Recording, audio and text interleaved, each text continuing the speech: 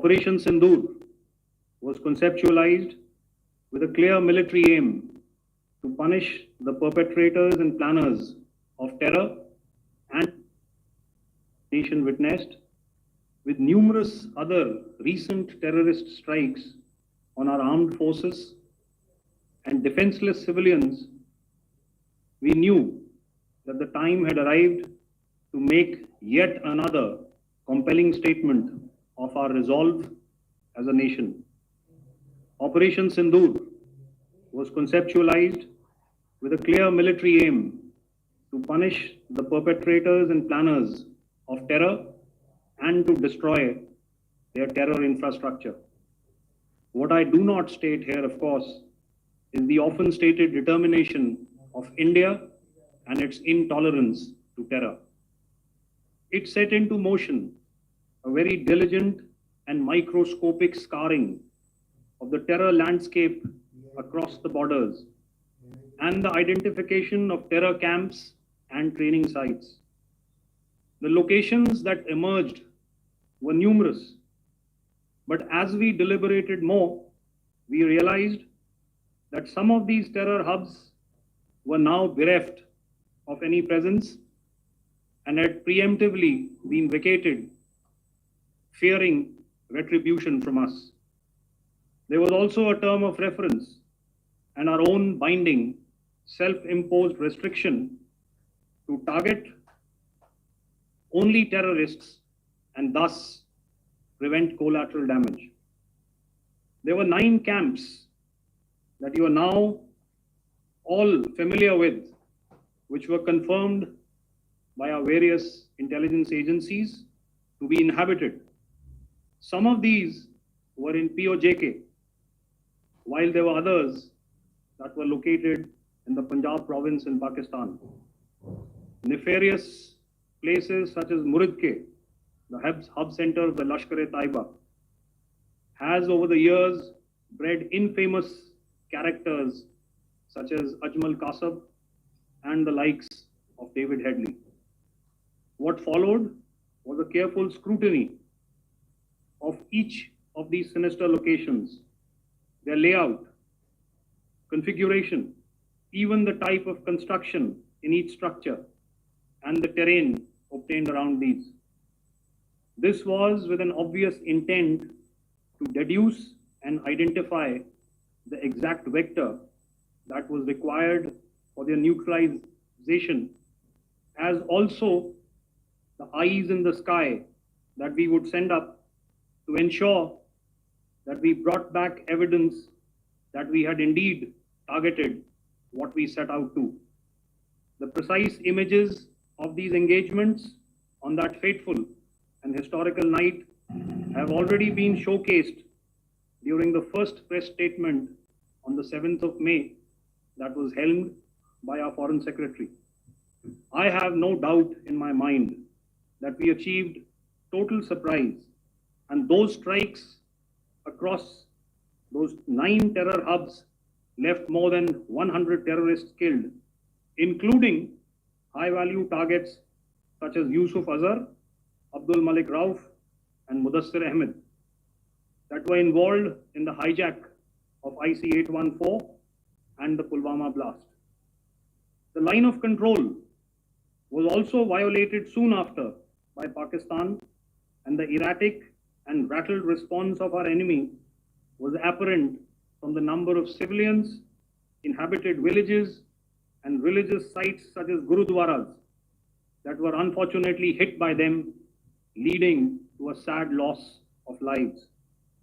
The Indian Air Force played a major part in these strikes by engaging some of these camps, and the Indian Navy provided wherewithal in terms of precision munitions. The Indian Air Force obviously had their assets up in the sky, and I will here request Air Marshal Bharti, the Director General of Air Operations, to detail for you the methodology that the men in blue adopted to successfully manifest this mission. Thank you, Rajiv. A very good evening, ladies and gentlemen. It indeed is a difficult time that we have to come here like this and brief you. We could have done without this, but we had no choice. As the DGMO has detailed, the event was precipitated by the dastardly act at Pahalgam. The sequence of events have already been detailed.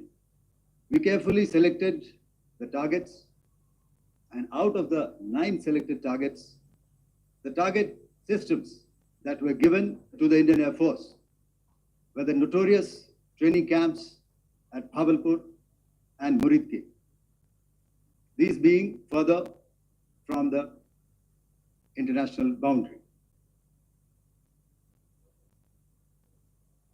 Through critical target system analysis, we analyzed what was to be done to annihilate these targets and plan to engage these targets with precision air-to-surface guided munitions so as to avoid collateral damage. The modalities of planning process I will not go through at this instant. However, what I would like to show you is the results that we achieved through our targeted airstrikes. Could I have the second slide, please?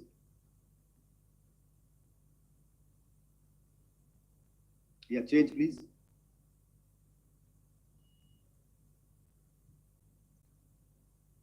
Okay. This is what the terror infra at Muridke looks like. If you see, north is as indicated, and to the right is east, where the international boundary lies. Could we have the next slide, please?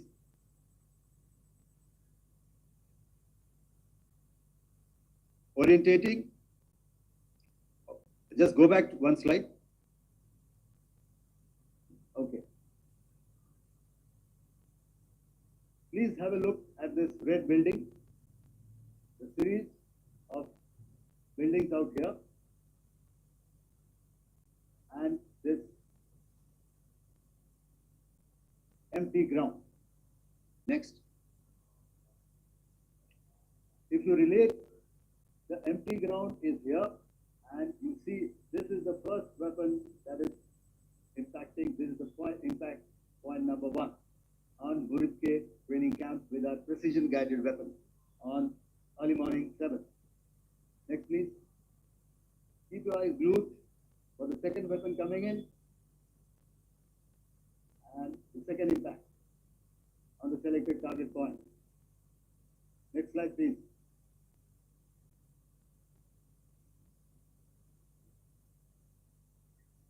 Third weapon, third impact. Continue. And fourth weapon, fourth impact. So through these targeted and precision targeting, we addressed the target at Muridke, which was the terrain infrastructure. Can you hear me? All right. Okay, I'll come closer to the mic. Now we go to the next target, which is the Bhabalpur training camp. Next slide, please. Okay, just wait. So the effect, if you see,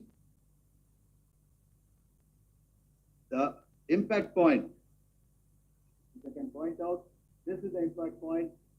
The ammunition has gone through the roof and it has created a blast inside, the photographs of which you would have, all of you would have seen. And the red building, after that, there was this double-story building. It has been completely decimated by our precision targeting. Next, please. The target system, which was in the north, a series of buildings. I'll show you how it looked. Next. Completely destroyed by our precision targeting. Next.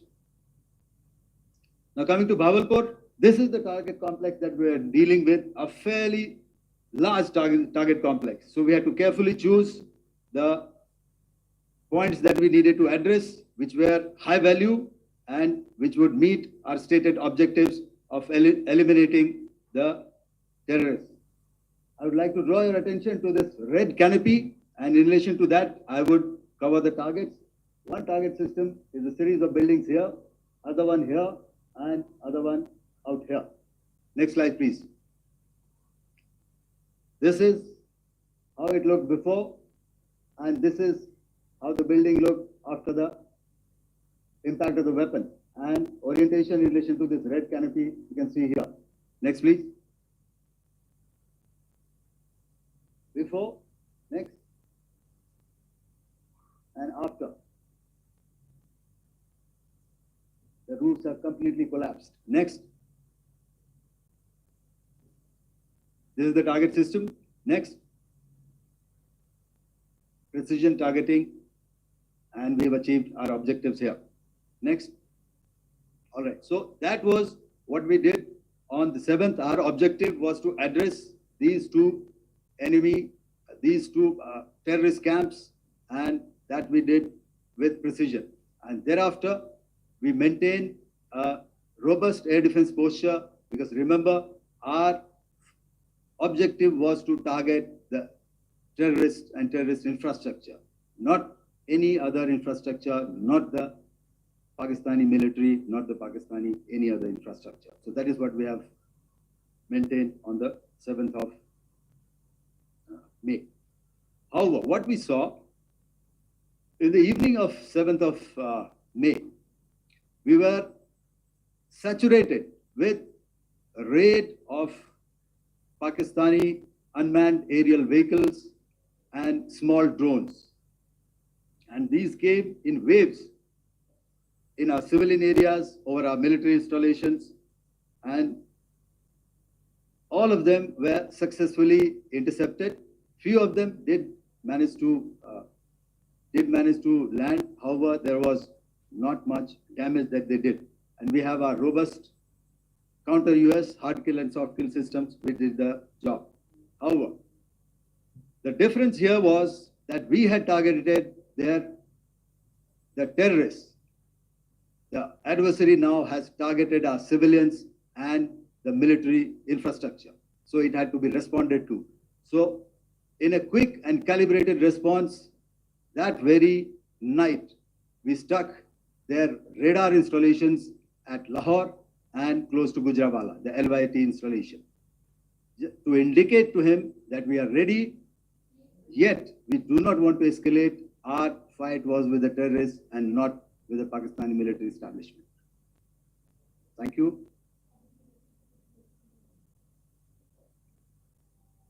Thank you, Air Marshal Bharti. So, ladies and gentlemen, he's outlined operations not only on the night of 6th and 7th of May, when Operation Sindoor commenced, but also on the subsequent night.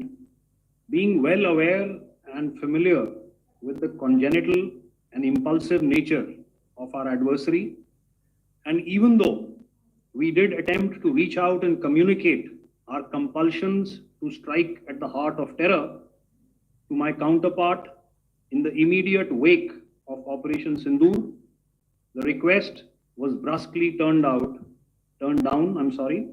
with an intimation that a severe response was inevitable and in the offing. We were, of course, prepared. Operations on the 7th and the 8th, Air Marshal Bharti spoken about. On the night of 8th and 9th of May, they flew drones and aircrafts into our airspace all across the borders and made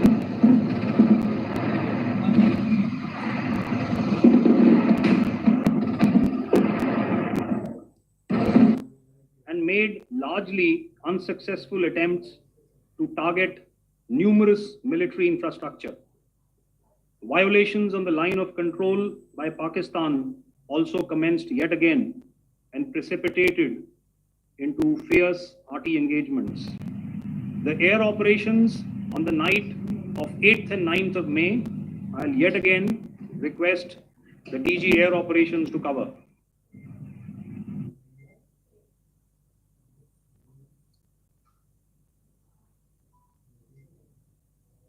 So I just covered what happened on the night of 7th and 8th.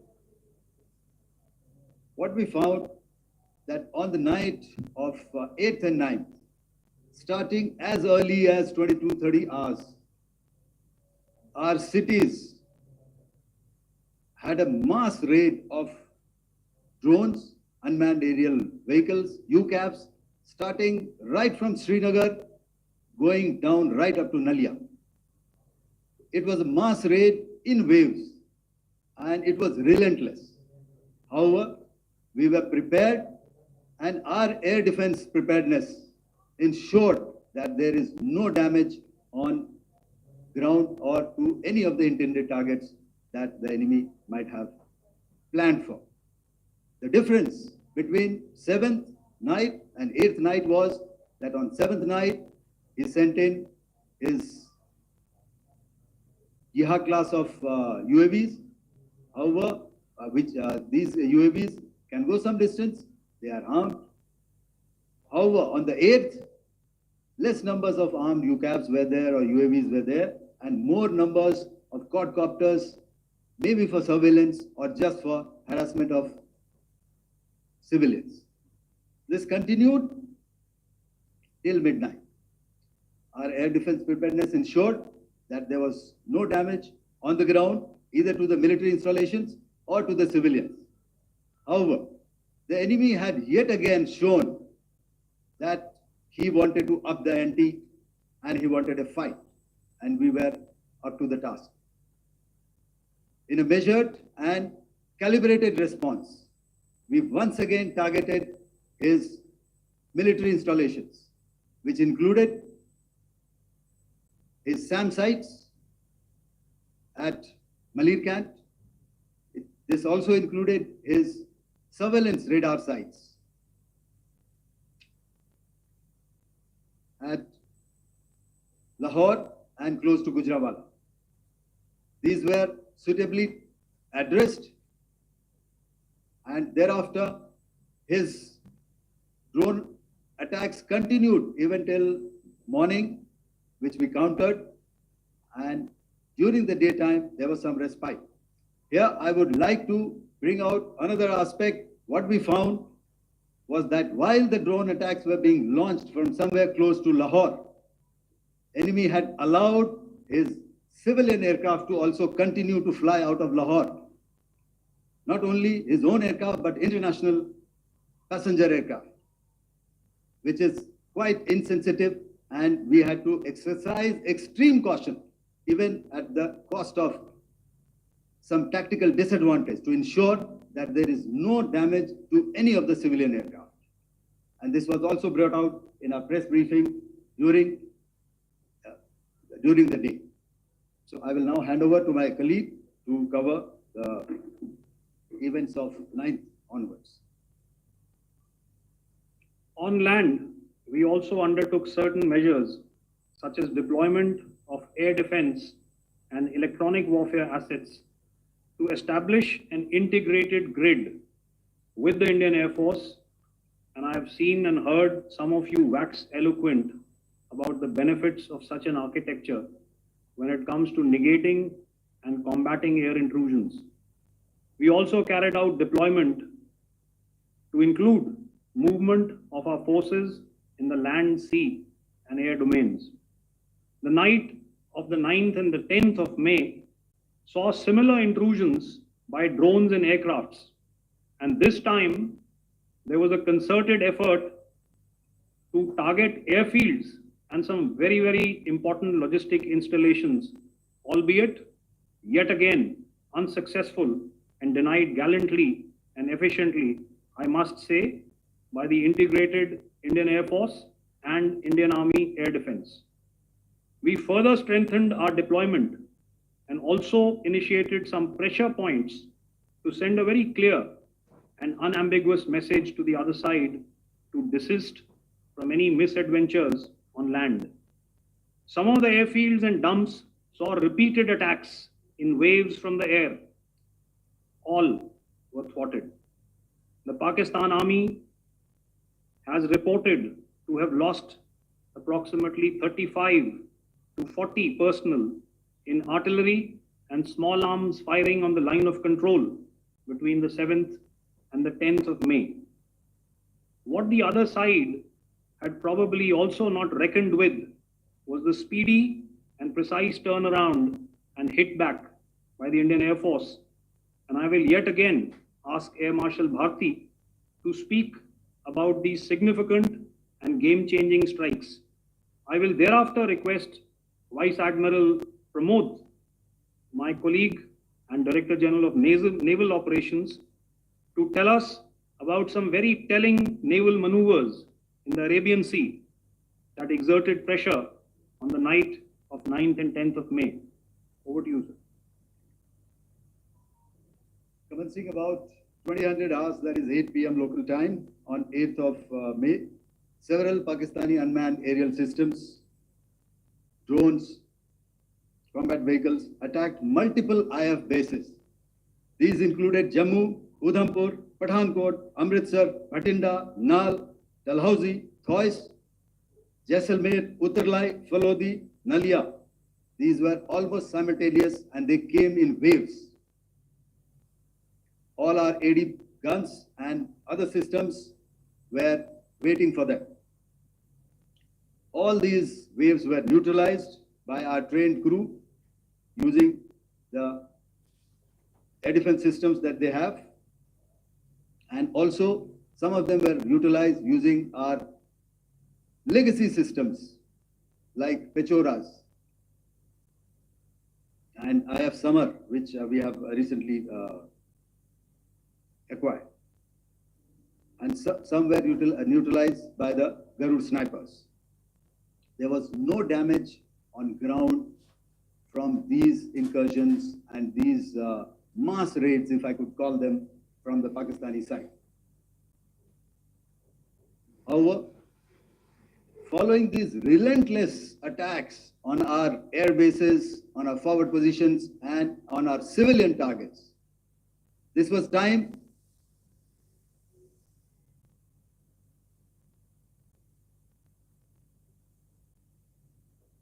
to convey some message, therefore. And towards that in a swift, coordinated, calibrated,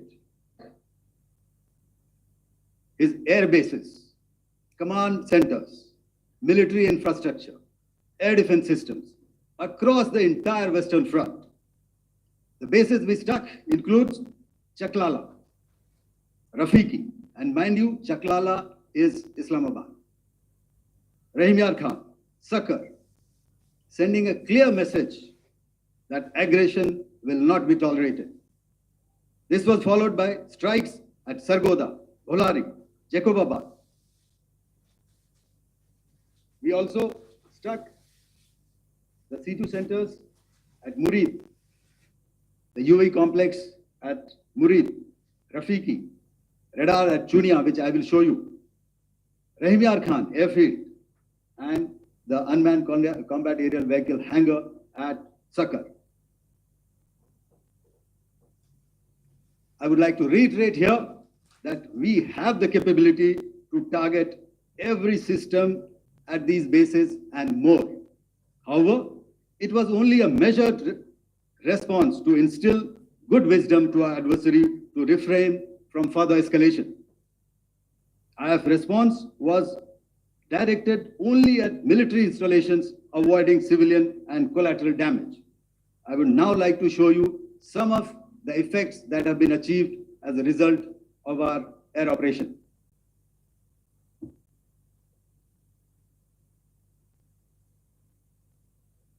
Here is the Pasroor air defense system, if you could see. Zoomed up view, this is the radar mounted on a high tower.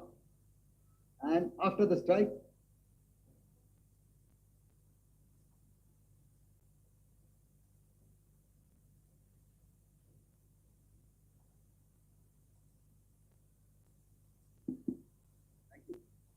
you hear me? Yeah, thank you. And after the strike, this is what has happened. This radar has been taken out, completely burnt. Next slide, please. The Chunia air defense radar, which was taken out on 7th and 8th. This is the radar site. A blown up photograph, once again, on a tower. Not very clear, but what you see very clearly is the after effect after we have struck. The radar head has been completely decapitated. Next slide, please. Arifwala air defense radar. In this complex, you see how it looked before, blown up image, and after really blown up. Next. Now coming to Sargodha airfield. Remember, this is one of their important airfields wherein they have a lot of assets, F-16s, other assets which they keep getting, training institutes. And we have stuck this airfield. It is not, if you zoom in here, then one impact point here on the runway and second impact point of our weapon, precision weapon on the runway. And if you see this blown up, repairing going on, same here. Next. Raimiar Khan. This is the area we have struck. A deep strike out here and one complex here. So this is how it looked before, and same, you see a big crater, another crater here, and this complex after strike neutralized. Next. Chaklala airfield, Noor Khan, once again a major air base, a lot of their logistic assets out here. This was the chosen complex that we intended to strike and convey a message. Next slide, please. This is how it looked before, and this is how it looked after our strike. Next. Sakar. We chose the radar site at Sakar. This is the radar site, and after it was struck, this is the aftermath, completely burnt out. Next, please. Aircraft shelter. This is how it looked before the strike, and this is how it looked after the strike. The roof of the buildings completely caved in and burnt. Next. Dolari airfield, aircraft hangar. This is how it looked before, and this is how it looked after the precision strike. Next. Jacobabad, aircraft hangar, and this is how it looked after. Next. So what I'm trying to convey here, ladies and gentlemen, is to start with, our fight was neither with the Pakistani military nor with anybody else who's there on the other side. Our fight was with the terrorists. We neutralized the terrorists that we selected to be neutralized, and thereafter, we only maintained the air defense posture. However, we were relentlessly pounded by waves after waves, night after night, by his UCAVs, by his drones, and by his other unmanned aerial systems. And that left us with no choice but to retaliate, and yet our retaliation was calibrated, it was graduated, and it was proportionate. Thank you.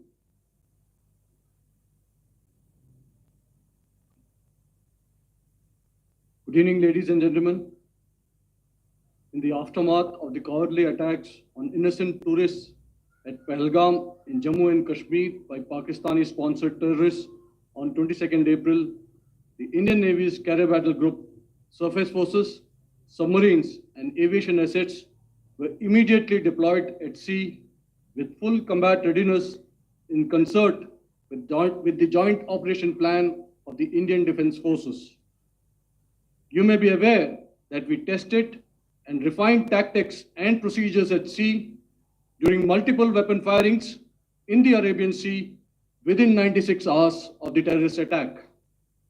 The aim was to revalidate our crew, armament, equipment, and platform readiness to deliver various ordnance on selected targets precisely.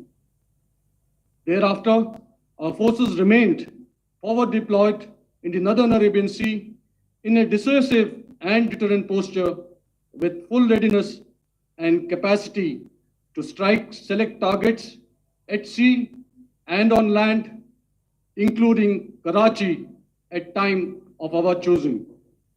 The forward deployment of the Indian Navy compelled Pakistani naval and air units to be in a defensive posture, mostly inside harbors or very close to the coast, which we monitored continuously. The Indian Navy maintained seamless maritime domain awareness throughout the duration and was entirely aware of the location and movement of Pakistani units.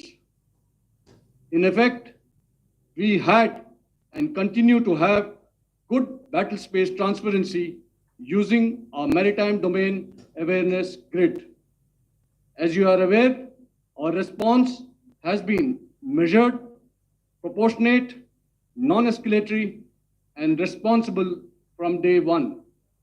Accordingly, the calibrated approach considered all options, including the ability of the Indian Navy for offensive action from and at sea. As part of this escalation control mechanism, the application of force by the Navy was planned in a synchronized manner in coordination with the Army and Air Force, the highlight being teams from the three services working closely in an integrated manner. Along with the kinetic actions by the Indian Army and Indian Air Force, the overwhelming operational edge of Indian Navy at sea contributed towards Pakistan's urgent request for a ceasefire yesterday.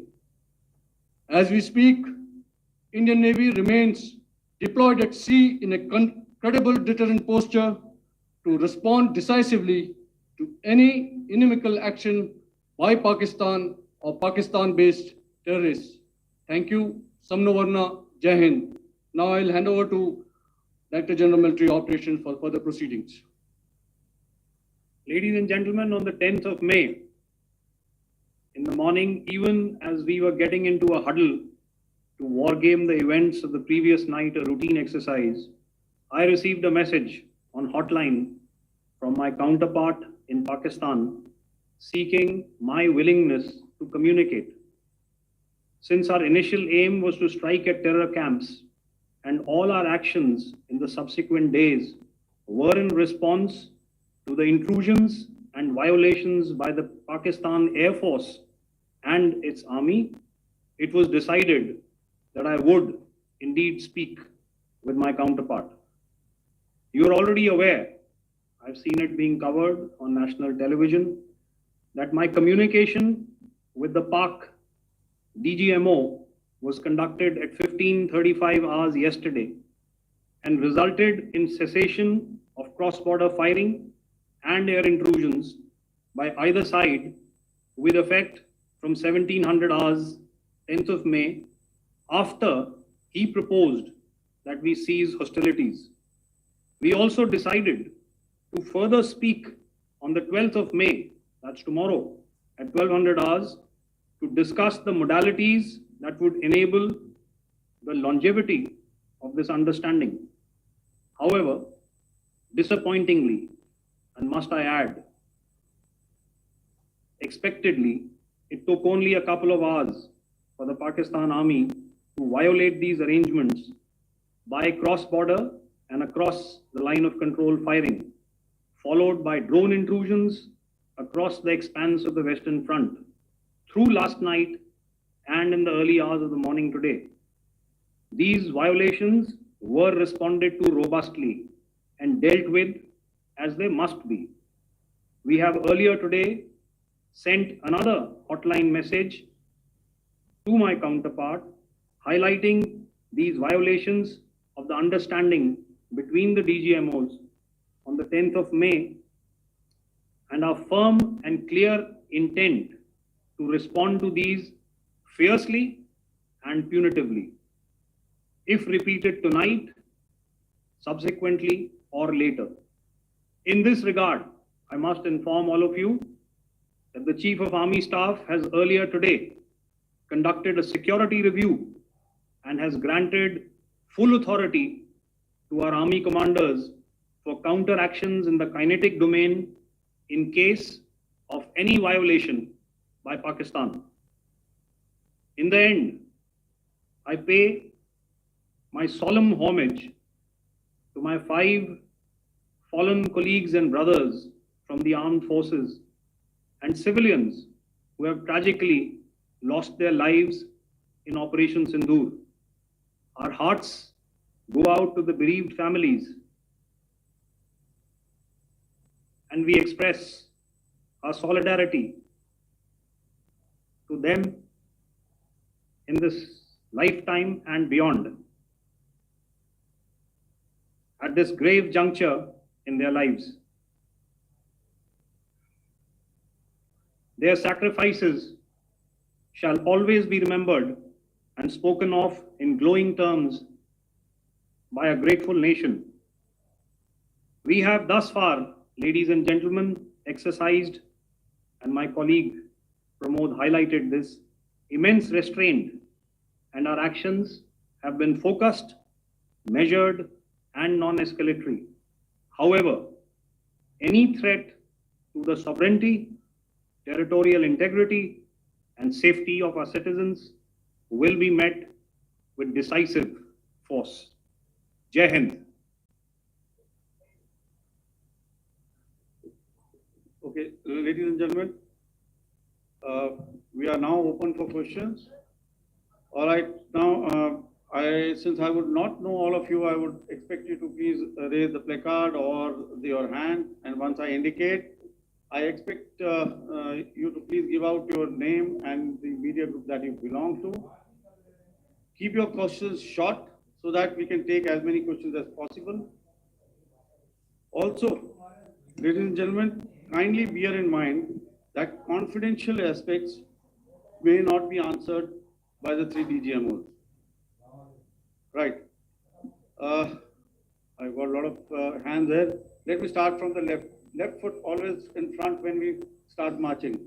So here we have to the left, okay, 238. Hello. So this is Manas Pratibhuyan from PTI, Press Trust of India. So the understanding that was reached yesterday on stopping the military operations and actions, was it for just 3 days? And what would be the cost escalation if there is violation of this understanding by the Pakistani side? And my subsequent question would be that we have a kind of ceasefire agreement with Pakistan that was finalized in 2003. So will there be some kind of similarities in frameworks between the two kind of understandings, 2003 ceasefire agreement and the current understanding on stopping military operations? And again, what are the cost that will be incurring on Pakistan if Pakistan again resorts to this kind of terrorist activities, because we have made it very clear that the cost will be very high. So I would like to have your thoughts on it. Okay, so I'll answer the latter part of the question first.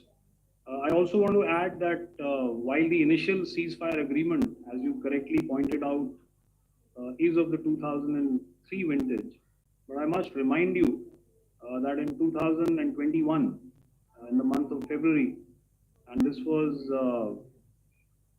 then when the crisis in Eastern Ladakh was also on, the 2 DGMOs had spoken and arrived at a ceasefire understanding that lasted right up until this unfortunate attack at Pahalgam.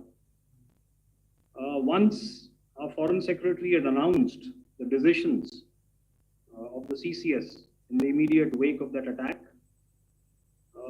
he had announced certain measures, and then of course Pakistan had in turn made its own announcements. Since then, there have been certain violations of this ceasefire understanding. And of course, after the 7th of May, like I pointed out during my statement, that there have been numerous violations on the line of control especially, and of course, along the international boundary by the Pakistan Army and the Pakistan Air Force. This understanding that we spoke about yesterday, no, it was not for 3 days. It was first to stop aggressive and hostile activities immediately, let that order and direction settle down for about 36 hours, and thereafter discuss modalities, like I said, to ensure its longevity. That is tomorrow on the 12th of May. But unfortunately, we had a violation starting at approximately 1900 hours last night. And we've sent a communique, like I said, to the Pakistan Military Operations Directorate. And we will await what happens tonight. All right. The cost escalation, I'll leave it to your best imagination. I've already said that the response will be fierce and punitive. Now, the right foot forward. Yeah.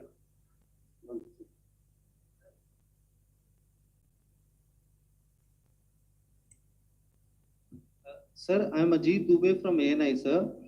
Sir, my question is that you talked about the loss of lives to the Pakistan Army, that was around 35 to 40 kills secured by the Indian Army. Sir, can you tell us what would be the total loss of life to the Pakistan Army in both Army and Air Force attacks, sir? And how good was the performance of the BrahMos, Scalp and the S-400 during the operations? And sir, since we have, sir, just one line, multiple sir. questions, Sir, all right. And since sir, we have achieved such a spectacular, we have made good achievements in this entire operation. Can we say that we have emerged victorious, or we have a big upper hand over the Pakistanis in this entire conflict? Thank you very much, sir. So I'll answer the question about the loss of lives on the other side. Of course, there are various means to ascertain that number. There is information from various agencies that come in.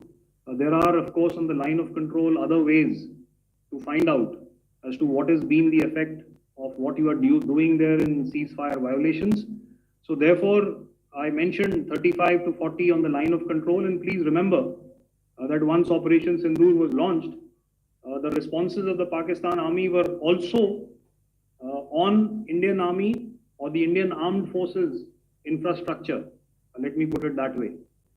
So that's why I did not cover casualties of the Pakistan Army, at least in the initial phases of battle, because those were not our targets.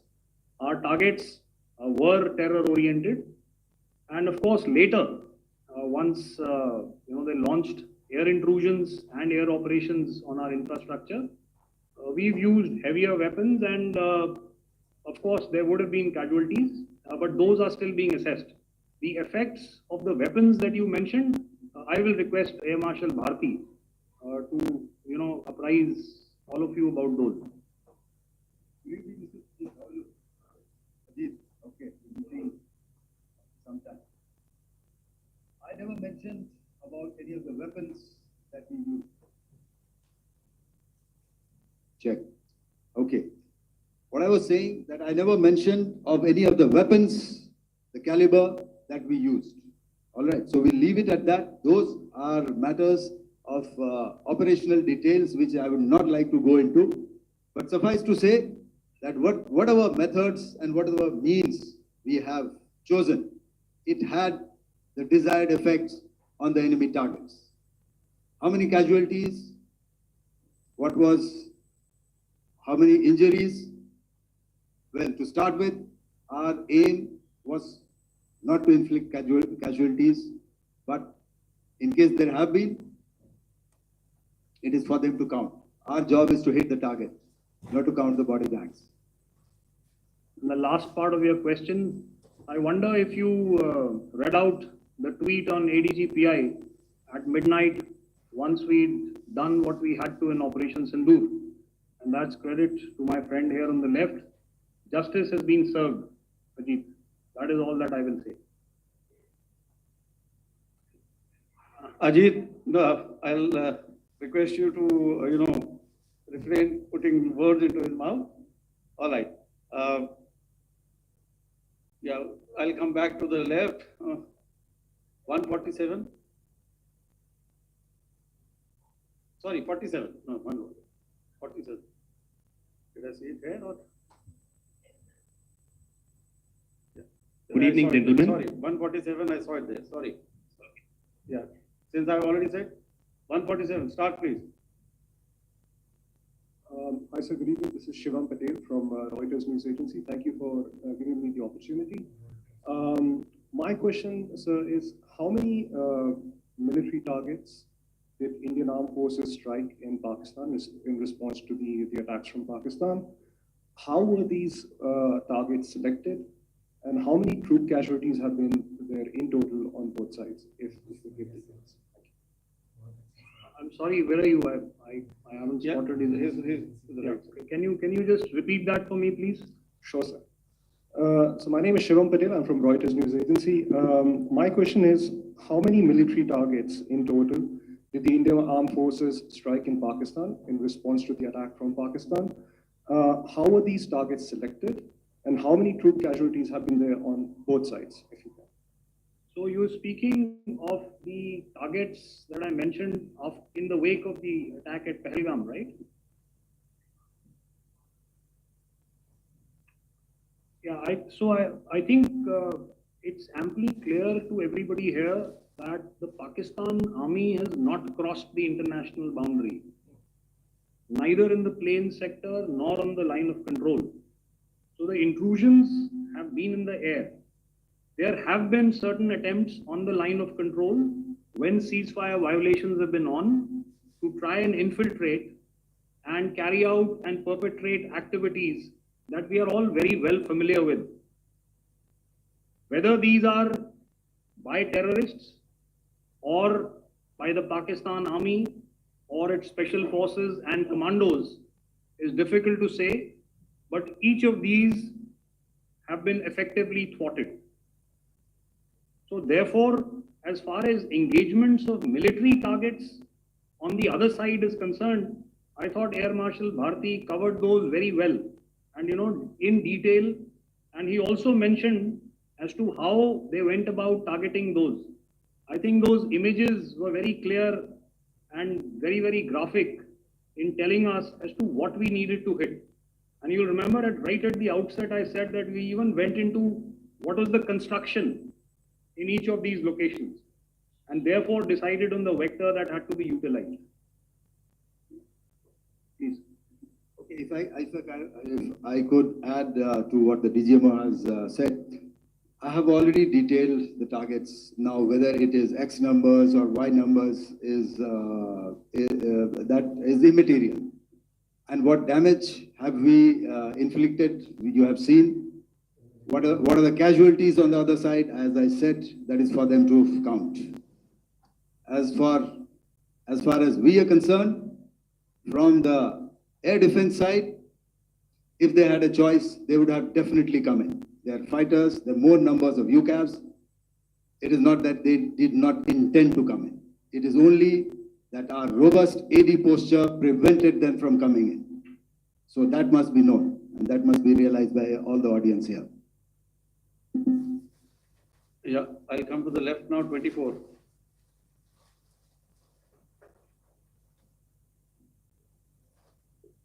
Good evening, sir. This is Anuvesh Rath from Z.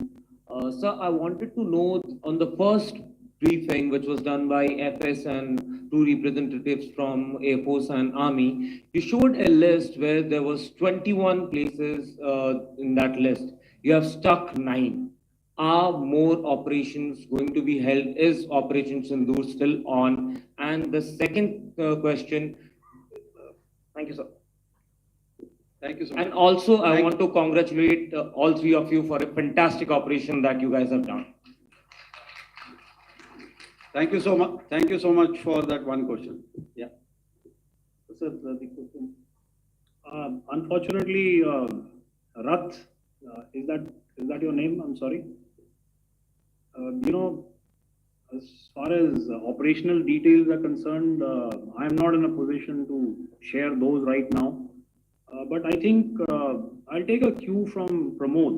He said towards the end that the Indian Navy is still in a posture that is deterrent. And I have already made it very clear towards the end of what I said that it's only a couple of hours ago that the Chief of Army Staff has carried out a security review and he's authorized our Army commanders to deal with violations of any kind from across the borders in a manner that they deem fit. So again, to reiterate, the response will be fierce and it will be punitive.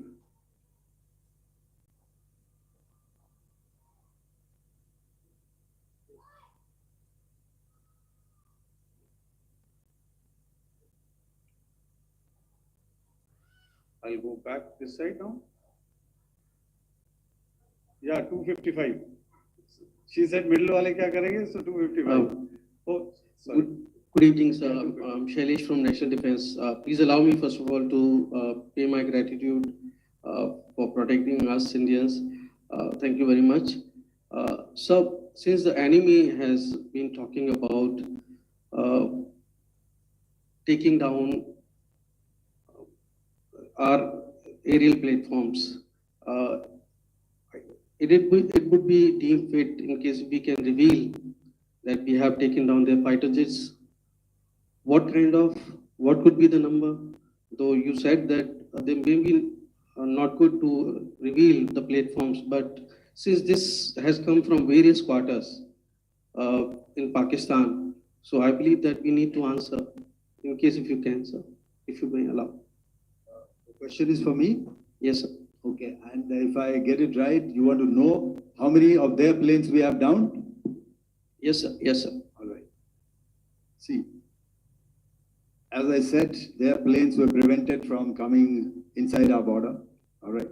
So we do not have the wreckage with us, but definitely we have downed a few planes. Numbers, we would not like to hazard a guess out here. Okay.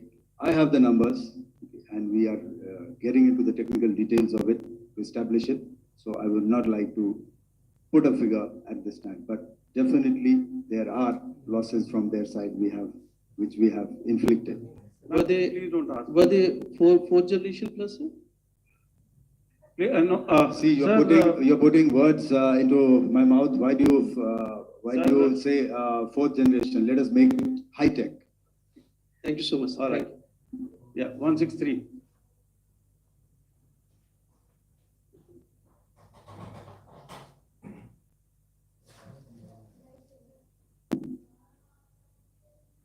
मैं मंजीत नेगी हूँ आज तक से। मेरा सवाल ये है कि इस पूरे ऑपरेशन में जो आतंकी ठिकानों को निशाना बनाया गया, क्या नंबर्स कुछ बता सकते हैं कितने आतंकी मारे गए? कुछ नाम सरकार मतलब कुछ नाम मीडिया में आए भी हैं जो बड़े उसके मास्टरमाइंड थे।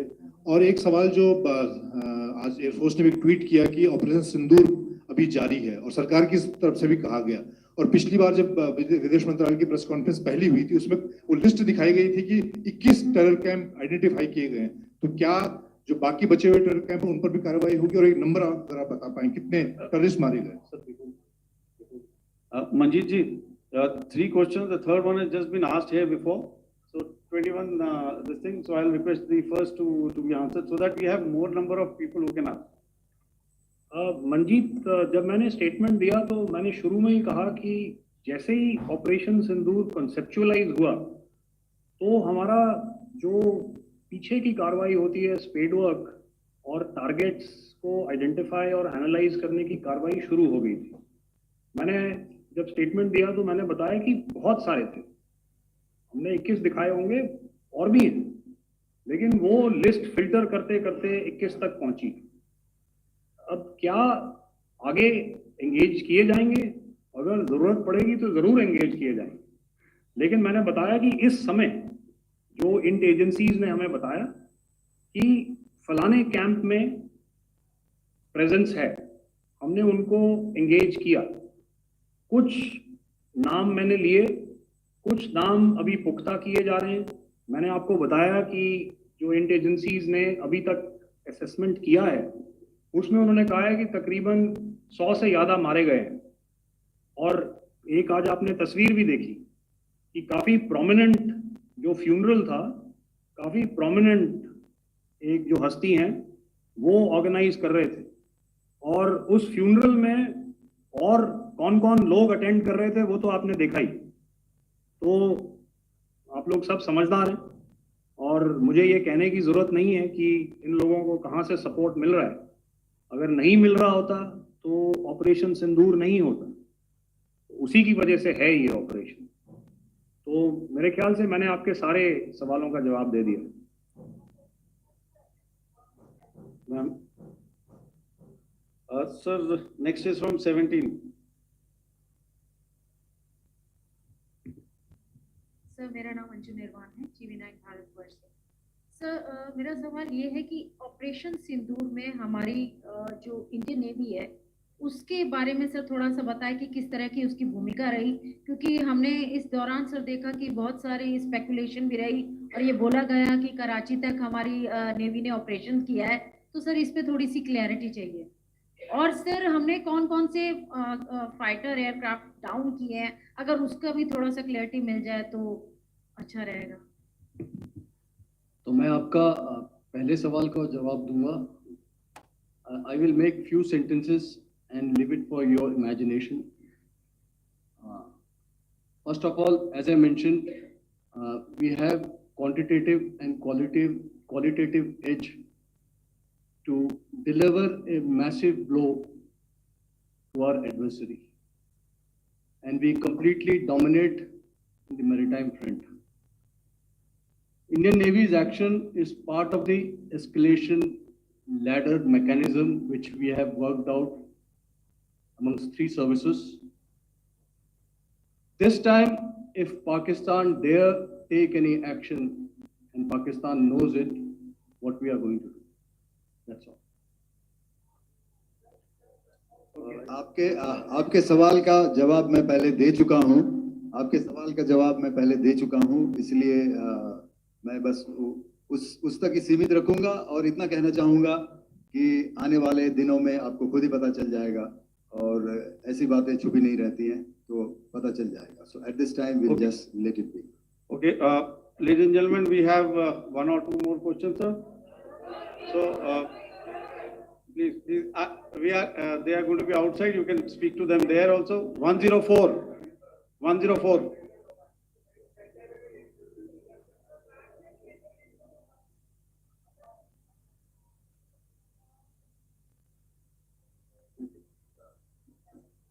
Yeah, ask sir. Sir, Dinaka with the Hindu newspaper. Are you surprised that you got this question? No, sir. Sir, can you give a number of assets we lost, because there's been a lot of speculation going on. International media writing a lot of things about our platforms, including Rafales. I mean, Pakistan claiming that Rafale has been downed, etc. Can you put that question to rest and clarify on that? I guess that question is for me. All right, I'm happy that you've asked this question. You know, we are in a combat scenario, and losses are a part of combat.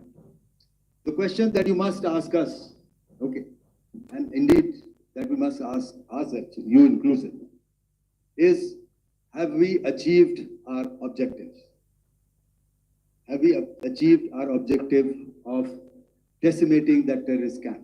And the answer is a thumping yes. And the results are for the whole world to see. As for the details, what could have been, how many numbers, which platform did we lose? You know, at this time, I would not like to comment on that, because we are still in a combat situation. And if I comment on anything, it will only be advantage adversary. So we don't want to give him any advantage at this stage. All I can say is that we have achieved our objectives that we selected, and all our pilots are back home.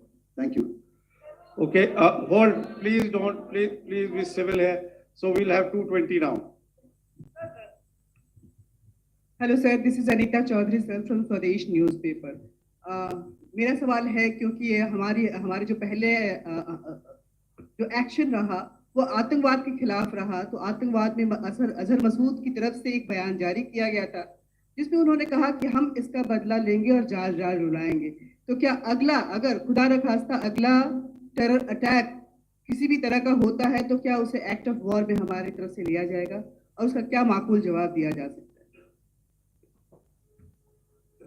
मेरा इसमें सिर्फ एक ही जवाब है आपके लिए कि हमने अपनी कार्रवाई करी।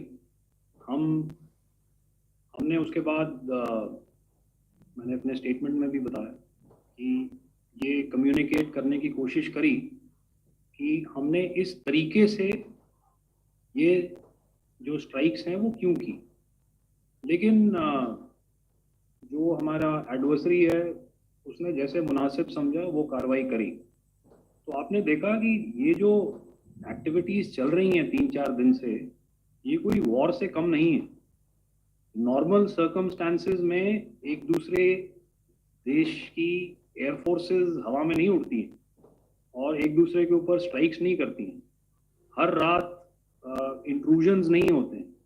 लाइन ऑफ कंट्रोल पर सीज फायर वायोलेशंस, आपके एक साथी ने सवाल पूछा था शुरू में, एक सीज फायर अंडरस्टैंडिंग था, वो भी जा चुका है। उस सीज फायर अंडरस्टैंडिंग के जाते जो फायरिंग हो रही है लाइन ऑफ कंट्रोल में, उसमें घुसपैठ की कोशिश हो रही है।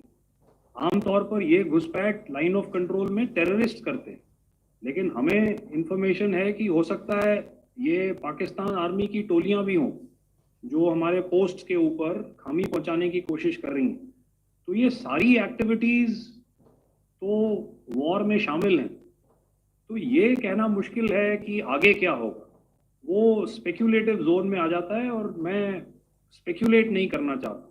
हर एक सिचुएशन अलग होती है और उससे एक तरीके से डील किया जाता है। मैं एक सवाल इसका मैं जवाब देना चाहता हूँ, एक मिनट। जो मिलिट्री होता है, our main job is to prevent war and maintain peace and stability. So it is not that our response is a graded response. That means अगर किसी ने किया तो उसको graded उसमें किया, जैसे terrorist action हुआ तो what we did is a terrorist action and then we destroyed all the terrorist camps. उसके बाद आपने देखा कि उनने थोड़ा सा कोशिश किया तो हमारे एयरफोर्स एंड आर्मी ने क्या किया, मिलिट्री टारगेट्स हैं उनके ऊपर पड़ा। So our aim is to maintain peace and tell our adversary that you do this and the response will be bloody. Okay, now as per the, please, we'll have 166 and 25 and after that no more please. Sir, this side. Ladies and gentlemen, please Sir. maintain, Sir, I this side, request you to sir. please be quiet. Jal Ghai, No, this side, sir. we have only two Sir, questions left, 166. Yeah, please start. So I'm Rahul Singh from Hindustan Times, sir. So you were totally on top of the game in the kind of losses you've inflicted on the enemy. I mean, saw the slides and everything. So it kind of comes across that you were batting it 99 and you decided to declare your innings. What are your thoughts on that, sir? And do you think, are you weighing the option of the Pakistan army using this time, buying this time of the so-called ceasefire or the understanding? And you talked about how they could not be trusted. So buying time to kind of build up their war reserves, getting stuff from their friends like Turkey or China, are we considering that possibility, sir? Look, see, the call came from the Pakistani side to speak about cessation of hostilities. What pauses mean during such conflicts is known to everybody. You know, I don't want to go into the pros and cons of how preparation for war is made. That is a process in itself. But I think my senior colleague here, the DG Air Operations, spoke, or he alluded at least, to what this operation was precisely and specifically meant for. And I think that's something that we achieved, right at the outset. Had we had the option not to go further, we probably wouldn't have. But we've been compelled to be in this situation. And as you've seen, the armed forces of India, and you've got the three Director Generals sitting here, we are always prepared to face any eventuality. And like I said, that's for the sovereignty, the territorial integrity, and the safety of our citizens. So whatever has to be done will be done. I'm not so concerned about what Pakistan will do in this time. I'm only concerned about what we will do. We have a roadmap and a plan. Follow it diligently, and we will follow it to the T. That's the contention that I want to make here today. Ma'am, please. Okay, the last question, and ma'am, 25, she has been she's been asking since the first one. Sir, I'm Nandita. Sir, I'm Nandita Dagar, DAGAR from DD News and DD India.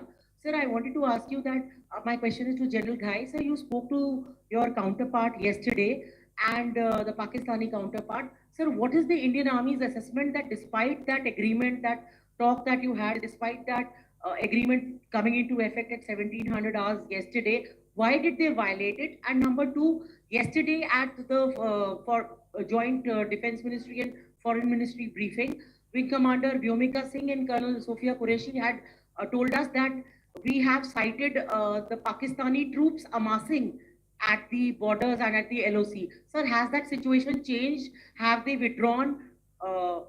And sir, if in case, despite now there is a lull, of course, but if tonight again, if the enemy again carries out shelling and aerial intrusions through drones, what is going to be our response? Thank you. So without outlining the specifics of that response, I've already made it clear that there will be a response, and it will be fierce and it will be punitive. Why the Pakistan Army chose the option of violating the understanding that was arrived at earlier yesterday, I think that's a question that we best answered by the Pakistan DGMO. I wouldn't be able to, give you that. But, in situations such as these, and if you go back into any conflict, sometimes these understandings take time, to fructify and manifest on ground. But without, getting into the reasons, it is our mandate to be prepared at all times, and that we were. It's not as if because there was an understanding we weren't prepared. I must tell you that the armed forces were on a very, very high alert, and they continue to be in that state even as we speak. All right. Ladies and gentlemen, please, ma'am, please. Okay, thank you so much for coming today. Those who have